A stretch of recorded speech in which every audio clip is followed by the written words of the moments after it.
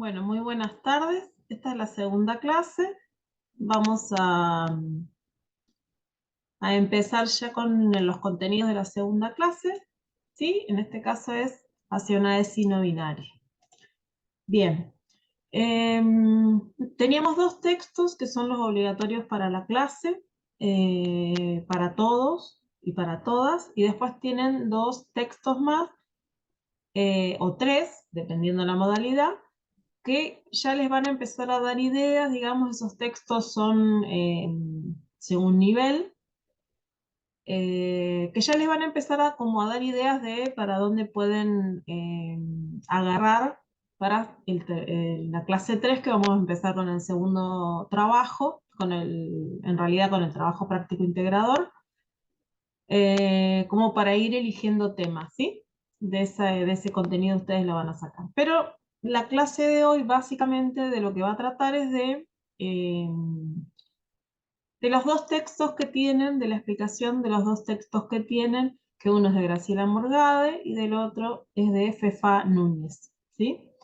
Bien, yo voy a compartir pantalla. Voy a primero bajar la música, me voy a ir a compartir pantalla.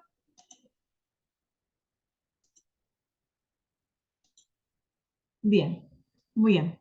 Bueno, estamos acá. Clase número 2, la ESI en el aula, ¿cómo la abordamos? ¿Sí? Esperen que sepa cómo continuar. Acá está. Educación en la sexualidad, perdón, ahí se me fue una S, que es educación en la sexualidad claro, es que es educación en la sexualidad desde el enfoque de género.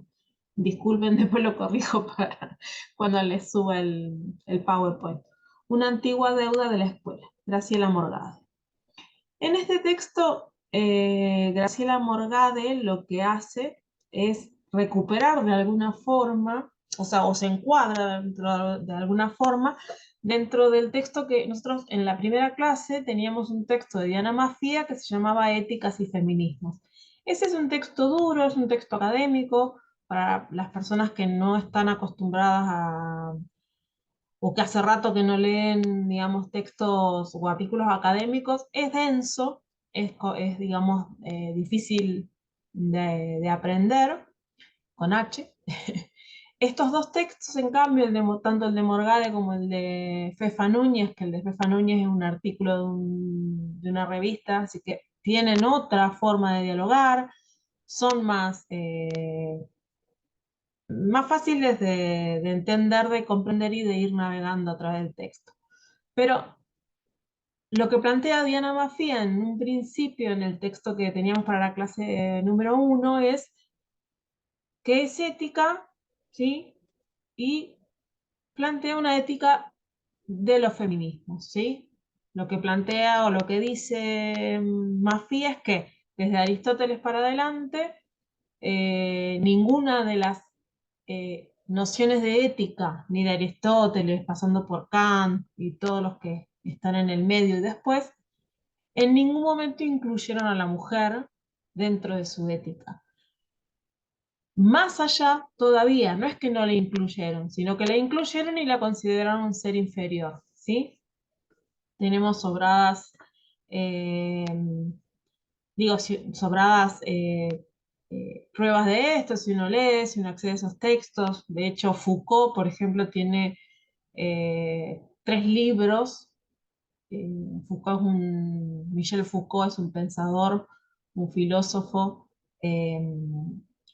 con mucha preponderancia en todos los ámbitos, pero sobre todo en el educativo, y tiene una trilogía, por decirlo de alguna manera, de libros que se llaman Historias de la Sexualidad, que son muy completos, que abordan muchísimos temas, que son muy interesantes, y en ningún momento plantea la opresión de la mujer como una característica de la sexualidad humana. Entonces lo que plantea Mafia es, bueno, hay que fundar una nueva ética y hay que fundarla desde el feminismo, desde los feminismos. No hay un solo feminismo, está el feminismo liberal, que no pretende modificar las condiciones materiales de existencia, digamos, no va contra el capitalismo, están los feminismos negros, están los feminismos indígenas que van por la reivindicación de la tierra, que van por la tierra es de quien la trabaja.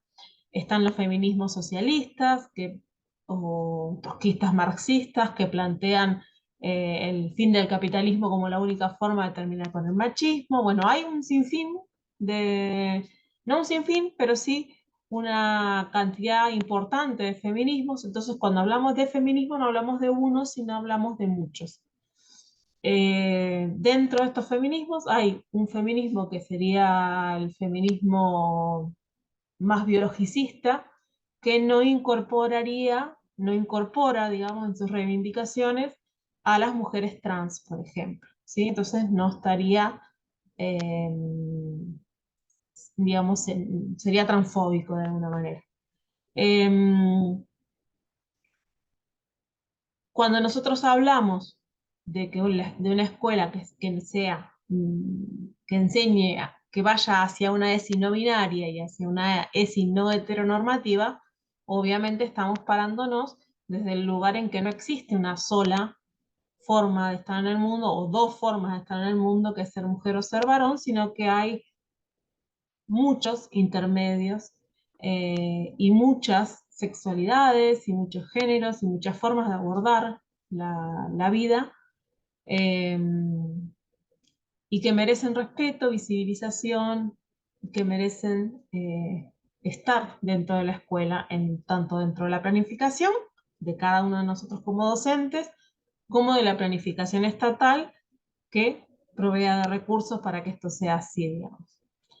Pero yéndonos al texto de Morgade lo que plantea es, bueno, acá dice, el gran desafío de la incorporación sistemática de cuestiones de sexualidad en la escuela parece ser la posibilidad de construir situaciones de confianza y respeto por las experiencias de los alumnos y de las alumnas, que es de lo que yo les hablaba en el primer encuentro y que les hablo siempre, reconocer que nuestros sujetos de aprendizaje son personas y como personas tienen proyectos de vida, tienen identidades propias y deben ser respetadas.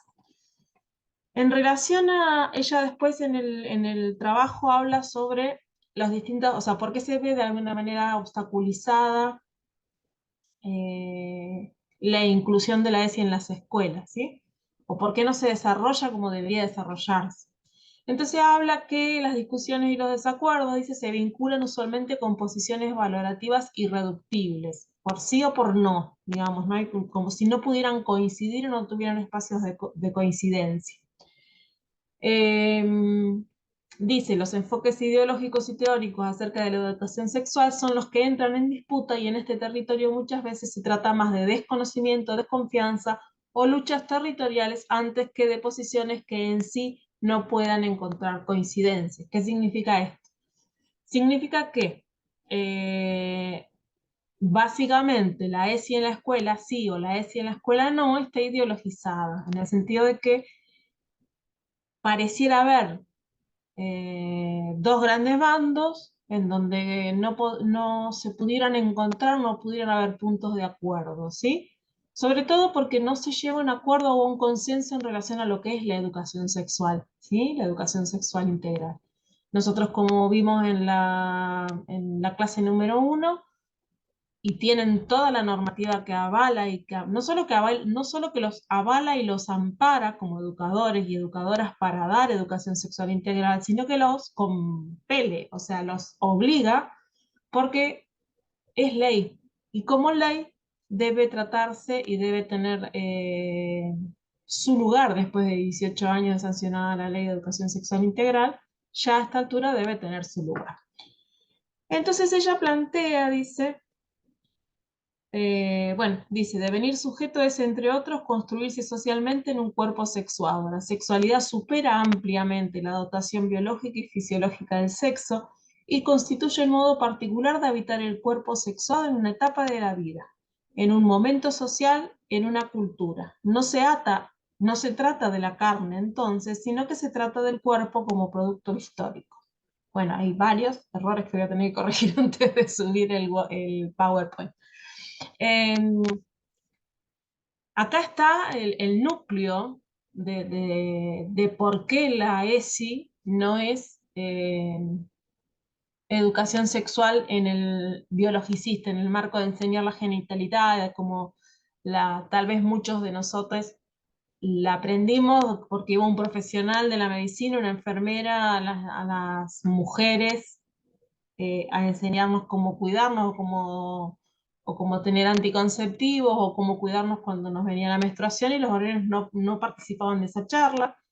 Eh, Bien, hemos cambiado y hemos entendido que la sexualidad tiene que ver con absolutamente todos los ámbitos de nuestra vida y que aparte está socialmente constituida, socialmente construida, históricamente construida. Y la sexualidad que nosotros portamos, por decirlo de alguna manera en este momento, y que nuestros estudiantes portan, es histórica. Entonces, como tal, hay que estudiarla, hay que desarrollarla y hay que eh, permitir, ¿sí?, la entrada de la ESI y el desarrollo de la ESI dentro de las escuelas. Básicamente porque tiene que ver con la identidad. Cuando dice devenir sujeto, implica que el sujeto no nace y automáticamente tiene una identidad prefijada, ¿sí? Sino que se va construyendo a lo largo de toda su socialización de género, como fuimos viendo en el primer encuentro. Entonces, cada una de esas marcas de la socialización de género construyen una identidad, ¿sí? Algunos podemos eh, no resistirnos a esa identidad, pero muchos otros pueden resistirse, pueden no sentirse contenidos, pueden sentir que esa identidad que se les adjudicó cuando nacieron, identidad en sentido amplio y completo, no, mm, no les pertenece, no los representa, y por lo tanto se usa, o Morgade habla acerca del término devenir sujeto, de cómo básicamente como una construcción. Después ella hace una cita de Jeffrey Wicks que era muy, digamos, muy, muy completa, muy particular, por eso la puse así, grande y completa, y se las voy a leer. Dice: es difícil separar los significados particulares que damos a la sexualidad de las formas de control que defendemos.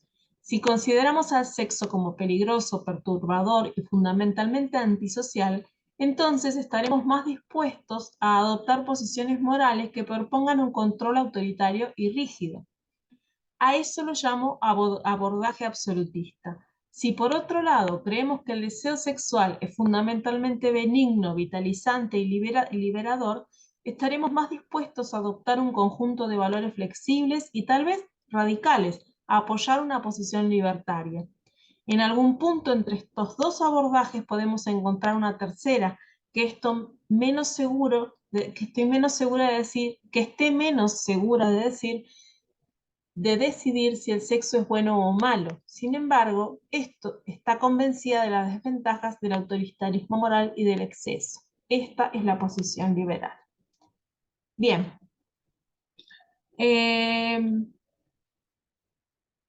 En realidad después Morgade en el texto lo que hace es explicar los tres modelos principales sobre los que la educación sexual integral se imparte dentro de las escuelas y a qué responden, ¿sí? Entonces esto tiene que ver un poco con darle el marco a esta discusión, ¿sí? Eh, si nosotros partimos de una moral judeocristiana, que es la que la mayoría de nosotros portamos, o donde fuimos, digamos, de alguna manera socializados, en donde el sexo era algo para ocultar, el sexo era para reproducción, digamos, el deseo no era algo, el deseo y el gozo no era algo em, femenino, sino que pertenecía o pertenece a una esfera de lo masculino, digamos, la mujer que goza, que disfruta, que se vincula con distintos hombres o distintas mujeres, es una mujer eh, libre. No se ve como una mujer libre, se ve como una mujer que está como que rompe la norma, ¿sí? Todavía aún hoy, cada vez menos, por suerte, pero muchos de nosotros, con la edad que tenemos, tal vez todavía vengamos con ese chip viejo, ¿sí? Entonces, bueno, empezar a cambiar el chip. Después habla acerca de que la sexualidad está anclada al proyecto de vida, ¿sí? Dice que vivimos en un cuerpo sexuado desde una representación simbólica respecto de quiénes somos y quiénes queremos ser, y que el proyecto de vida interviene en los modos en que nos cuidamos y cuidamos a otras y a otros. Da ejemplos y dice, por ejemplo, un adolescente que no tiene ninguna perspectiva de vida por su situación económica, por su situación psíquica, por su situación material de vida y de condiciones, que no tiene perspectiva, que no tiene un hacia adelante, va a estar menos interesado en cuidarse con su pareja ante enfermedad de transmisión sexual o en si queda embarazada o no queda embarazada, digamos, cuando no hay proyecto de vida, digamos, hay menor cuidado de mí mismo o de mí misma y menor cuidado de los otros y de las otras, ¿sí? Entonces, devenir sujetos con cuerpos sexuados, con proyecto de vida, es a lo que nosotros tenemos que apuntar que nuestros estudiantes y nuestras estudiantes lleguen, ¿sí? Y tenemos que colaborar para que esto sea de la mejor manera posible y no poner obstáculos ni poner trabas en que esta socialización de género y en este devenir sujetos y sujetas eh, sea lo más amable y lo más alegre posible dentro de las posibilidades que tiene la escuela para hacer eso. Acá aparece Foucault, ya ampliamente criticado por mí anteriormente. La imagen es una imagen de Bansky, que apareció desde el 2000, creo que 6, y apareció en una escuela en Bristol. Eh, y bueno, representa un poco la escuela y las niñeces quemando gomas, ¿sí? Y tiene toda una postura, bueno, los que no conocen a Bansky, búsquenlo, es un grafitero. Nadie sabe muy bien quién es, no se conoce muy bien y hace intervenciones artísticas, es un artista, hace intervenciones artísticas muy impresionantes con mucho contenido social. Eh, entonces, dice, siguiendo a Foucault, que ya lo decía en el 1996, entendemos que la sexualidad es una cuestión política, hasta tal punto que cuanto más se la niega o reprime socialmente, más se la alude, más se la nombra, pero también que, y en particular en la escuela, no basta con nombrarla para habilitar discursos liberadores, ¿sí? No basta con una clase de educación sexual integral, sino que tengo que tener, por eso hablamos de la transversalidad, eh, tenemos que tener una planificación en donde todas las áreas aborden la educación sexual integral con perspectiva de género y la institución dentro del marco de un plan institucional que también lo contemple, digamos, que también esté articulado dentro de, bueno, las cuestiones que tienen que ver con, que son nodales, que son los ejes, que son educación sexual integral, interculturalidad, inclusión, que son los ejes transversales, pero lo que nos compete a nosotros en este caso es la educación sexual integral. Finalmente acá hablamos de los modelos, ¿sí? Los modelos son el modelo, el dominante es el modelo biologicista, ¿sí? Es el que dice que depende de, como yo les contaba el otro día, se siguen haciendo baby shower, seguimos haciendo la fiesta de 15 para las nenas, festejándoles a los varones el cumpleaños de 18. El modelo biologicista lo que plantea es a tal biología le corresponde tal género y a tal género le corresponde tal orientación sexual, ¿sí? Entonces hablamos de naciste con pene, sos un hombre, y te tienen que gustar las mujeres. Naciste con vagina, sos una mujer y te tienen que gustar los hombres. Ese es el modelo biologicista dominante, ¿sí? Domina en nuestra sociedad y es el que está más extendido y es el que, digamos, sobre el cual eh, se basa básicamente la ley de educación sexual integral. Si bien no el tema de no se mete o sí se mete de lleno con las orientaciones sexuales, no hace discriminación, las nombra, las trae, digamos, las pone sobre la palestra, pero sí todos los materiales que son de esa ley, que vinieron a las escuelas y ninguno contemplaba la posibilidad de un cuerpo trans, ¿sí? No aparecía un cuerpo trans en las láminas, aparecía el cuerpo femenino y el cuerpo masculino, biológicamente hablando, ¿sí? No aparecía la posibilidad de un tercer género o de un cuerpo trans, eh, porque precisamente como es el modelo dominante, también nuestra ley tiene estos sesgos.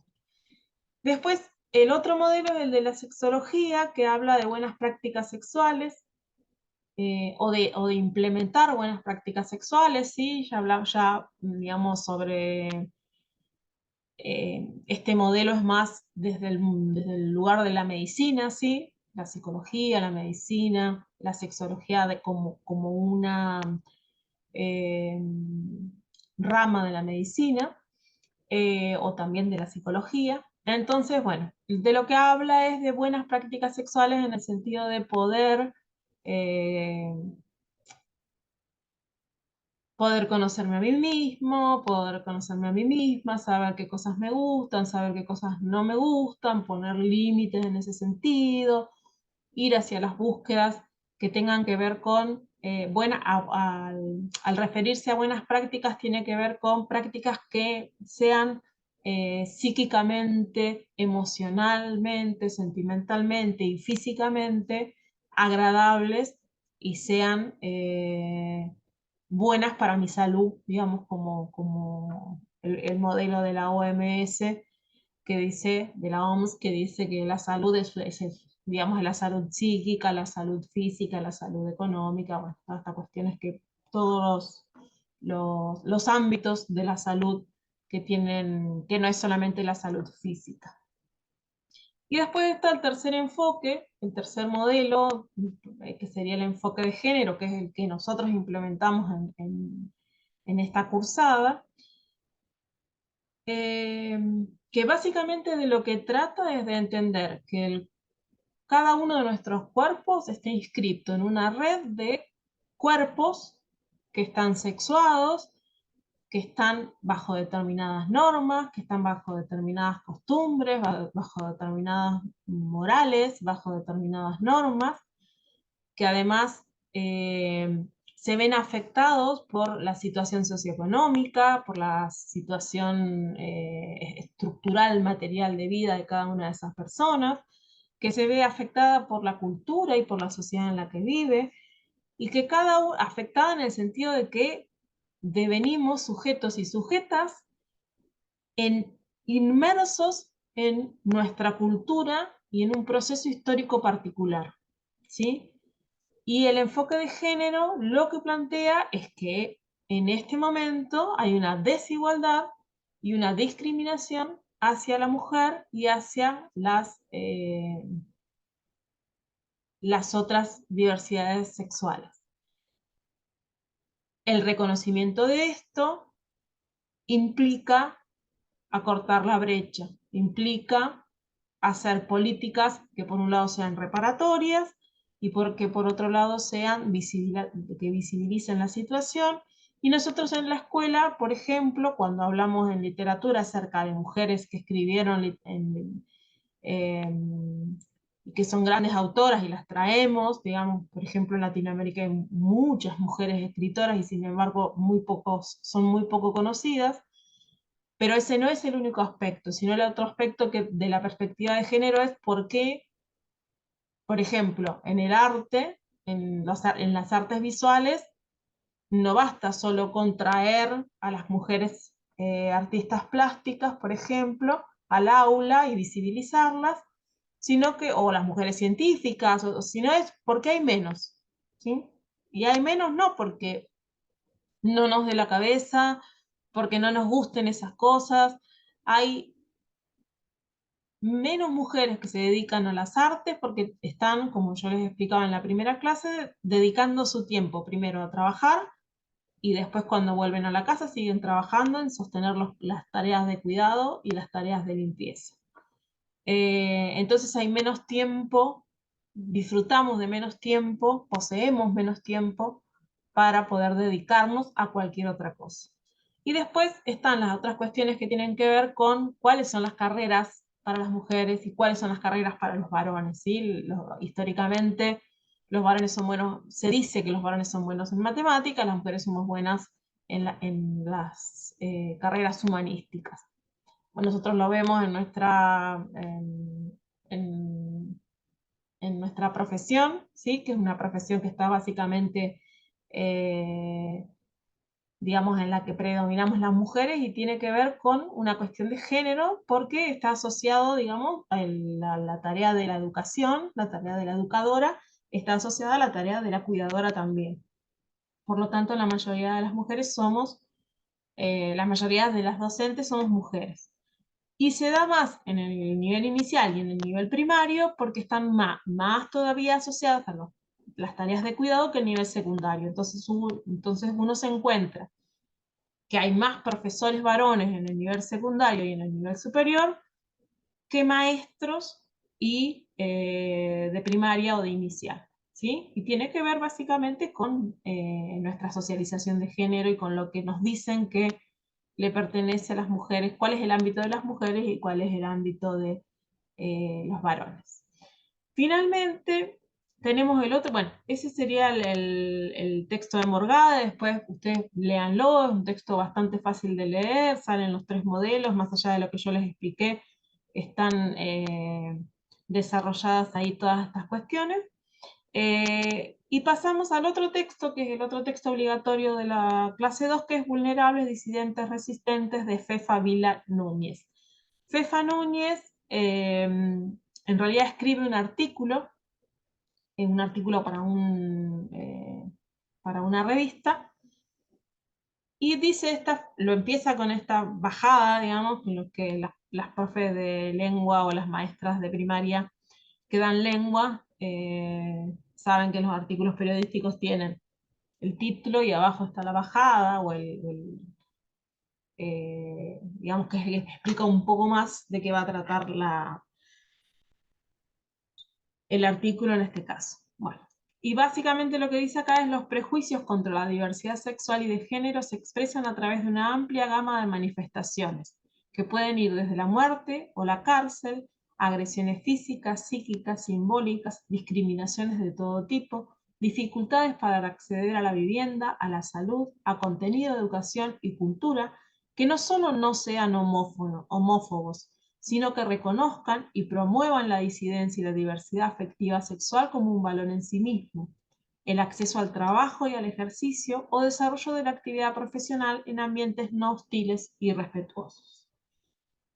Durante todo el artículo, que es un artículo corto, son 3 páginas, así que, y tiene mucha infografía y está muy bueno, tiene una infografía en donde aparece en el mundo cómo está reconocido, por ejemplo, los países en donde está reconocido el matrimonio igualitario, están de color verde, después le siguen, creo que de color naranjo o amarillo, los países en donde no está reconocido el matrimonio igualitario, pero sí la unión civil. Le siguen los países en donde no es ilegal, digamos, ser gay o ser lesbiana o tener otra orientación sexual, pero no se reconoce ni la unión civil ni el matrimonio. Después pasamos a los países en donde es ilegal eh, tener otra orientación sexual que no sea la heterosexual, y tenemos las 2 posibilidades, que es o la pena capital, que es la pena de muerte, y la otra que es la cárcel, ¿sí? Actualmente en el mundo todavía tenemos muchos países donde por ser homosexual uno puede ir a la cárcel o puede ser ejecutado o ejecutada, ¿sí? Y de hecho pasa, y de hecho eh, eh, van a la cárcel y los matan. Entonces, lo que plantea este artículo, que es muy interesante, es que las disidencias, ¿sí? Eh, sufren de opresión y de discriminación. La diversidad sexual y de género sufre violencia y discriminación de muchas y de diversas formas, ¿sí? Tanto en el trabajo como en la escuela, como en la calle, como en el transporte público. Hace 3 días atrás en España, en un vagón de tren, un hombre se creyó con el derecho de golpear a una mujer trans eh, por no estar de acuerdo, porque le parece que no debería existir, y, y hay una filmación de ello y hay mucha gente dentro del vagón que no se levantó y que no hizo nada, ¿sí? Dejó que este hombre golpeara a esta mujer trans. Esto pasa hoy en España y en todos lados, digamos. Tenemos eh, muchas mujeres trans y muchas mujeres travestis asesinadas por su condición, no, porque no es una condición, por su género, y por su diversidad sexual, en la vía pública, adentro de sus casas, por sus familias, por sus allegados, por las parejas, los familiares de sus parejas. Entonces, eh, además tienen dificultades a la hora de acceder a la educación, de acceder a una salud de calidad, de acceder a la vivienda, de acceder, ahora está la ley de cupo laboral trans, pero lamentablemente el problema que tiene el cupo laboral trans es que muchas veces piden personal que tenga capacitación, eh, a la que no pudieron tener acceso esas personas porque fueron expulsadas por el sistema educativo, en primaria, en secundaria, o porque fueron expulsadas por su núcleo familiar primario y por lo tanto tampoco pudieron terminar ni la primaria ni la secundaria. Entonces es muy difícil para las personas trans acceder a una educación que les permita después acceder a esos cargos que sí salen por ley, eh, por el cupo laboral trans, pero piden gente con un nivel de capacitación que actualmente todavía no tienen, ¿sí? Entonces, mantengamos a, a todos dentro de la escuela para que todos tengan las mismas posibilidades de vivienda, de trabajo, de salud y de vivir una vida digna y de tener proyecto de vida hacia adelante, ¿sí? Esa es la idea. Bien, hacia una vecina binaria. ¿Qué es la heteronorma y qué es la heterosexualidad obligatoria? La heteronorma es lo que sería el modelo dominante, que yo les había explicado, en donde todo está armado para ser mujer o ser varón y no hay nada en el medio. Y la heterosexualidad obligatoria es lo que te implica que, o sea, esta cosa de cuando vuelve la nena del jardín, ay, ya tenés novio, te gusta, ay, es tu noviecito porque salió de la mano con uno de los nenes, o porque lo vieron hablando con uno de los nenes, es tu noviecito, y a los varones en jardín o en primaria, ay, ¿cuántas novias tenés? Porque es un valor tener varias mujeres, bueno, es un valor machista, digamos, refrendado por los adultos, lamentablemente. Entonces, la idea de ir hacia una ESI no binaria es romper con la heteronorma y romper con la heterosexualidad obligatoria, pero la única forma que tenemos de hacerlo es reconocerlo, es reconocer en nuestra socialización de género qué marcas nos llevaron a nosotros y a nosotras a estar y habitar determinado devenir sujetas, devenir sujetos anclados en nuestra historia familiar, en nuestra historia de vida, y cómo fuimos construyendo nuestra identidad, ¿sí? Y asumir y aceptar que hay gente, que hay personas que no eligen y que tienen otro devenir sujetos y otro devenir sujetes y devenir sujetas, y que tienen todo el derecho del mundo de acceder a todo lo que accedemos todos, ¿sí? Y para llegar a un mundo más equitativo, para llegar a un mundo más igualitario, en donde no haya diferencias por la persona que me gusta, por la ropa que uso, por el corte de pelo que me hice, por el nombre que me pongo, ¿sí? Que no me den una educación distinta, que no me den una salud distinta, que yo no corra peligro cuando salgo a la calle. Vamos y queremos ir hacia eso. Entonces, esta clase número 2 tiene que ver con esto, con reflexionar acerca de estos conceptos, y con el texto de Fefa Núñez, que habla de, bueno, de todas las vulnerabilidades a las que las personas que no se atienen, que no se sienten y que rompen con la heterosexualidad obligatoria o rompen con la heteronorma, son arrojadas de alguna manera esas personas a la discriminación, a la vulneración de derechos, etcétera, etcétera, y nosotros estamos, y nosotras como docentes, para garantizar derechos. ¿Cómo los garantizamos? A través de la educación sexual integral, es una de las patas para garantizarla, una de las patas de la educación, que reconociendo a las personas que tenemos enfrente exactamente como sujetos de derechos, podemos garantizar una educación que sea igualitaria, que sea equitativa y que sea con igualdad de oportunidades para todos, para todas y para todos. Bien, esa fue la clase número 2. Ahora yo les voy a dejar tanto esta grabación para que ustedes puedan ver. Están los dos textos que son obligatorios, que son los que expliqué. Y ustedes tienen además, por niveles, van a encontrar en la bibliografía, que pueden empezar a recorrer, ¿sí?, esa bibliografía para ver sobre qué les gustaría trabajar en la tercera clase, que ya vamos a empezar a trabajar con la secuencia de actividades. Pero la actividad asincrónica de esta semana es elegir de los dos textos obligatorios dos conceptos y definirlos con las palabras, con sus propias palabras, en un párrafo.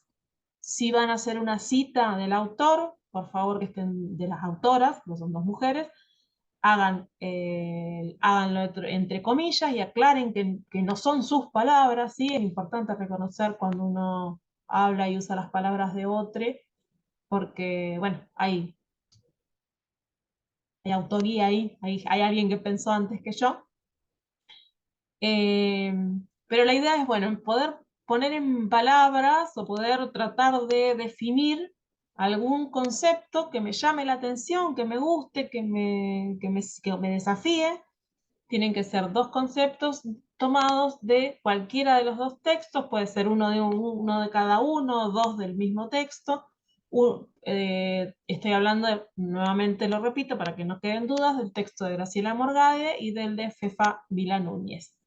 Bueno, un gusto acompañarlos y acompañarlas y acompañarles, así que espero que haya sido leve esta clase, se haya entendido, y lo que no se entiende, mensajito y nos estamos viendo.